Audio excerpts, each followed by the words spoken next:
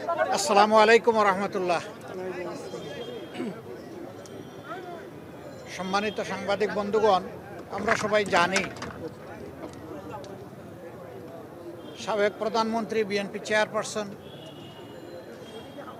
4 দলীয় এবং 20 দলীয় জোটের নেত্রী বেগম খালেদা জিয়া তিনি গুরুতর অসুস্থ অবস্থায় আছেন। এর আগেও তিনি এসেছেন বহুবার, কিন্তু এবারকার মতো এত সংকটজনক পরিস্থিতি এর আগে তৈরি হয়নি। আমি ধৈর্য ধরছিলাম, দোয়া করছিলাম বাইরে থেকে, এবং ধারণা ছিল যে এখানে এসে ডিস্টার্ব না করি।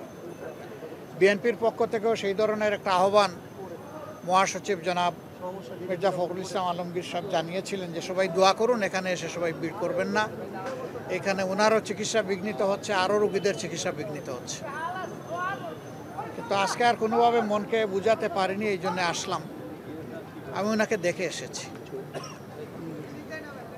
এখন ওনার ডায়ালাইসিস চলছে এবং তিনি আসলে ডিপ সিডেশনেই আছেন।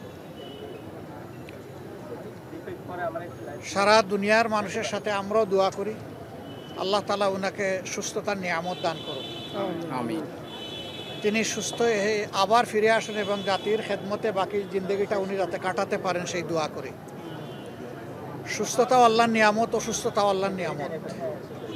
এই ক্ষেত্রে তার আপনজন যারা আছেন, বিশেষ করে তার পরিবারের সম্মানিত সদস্যবৃন্দ, তাদের জন্য এই পরিস্থিতিতে ধৈর্য ধারণ করা বড় কঠিন।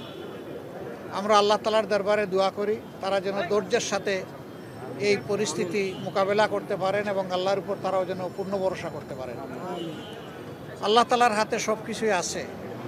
আল্লাহ তাআলা জীবিতকে ধরে নিয়ে যেতে পারেন, আবার মরার মধ্যেও জান দিতে পারেন।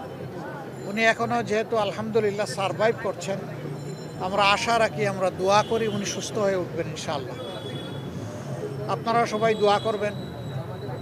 আর এখানে হসপিটালের যে ডিসিপ্লিন, এটার ক্ষেত্রে আমাদের কারোই ব্রেক করা উচিত না। আমি মাত্র 1.5 মিনিট সময় সেখানে দাঁড়িয়েছি।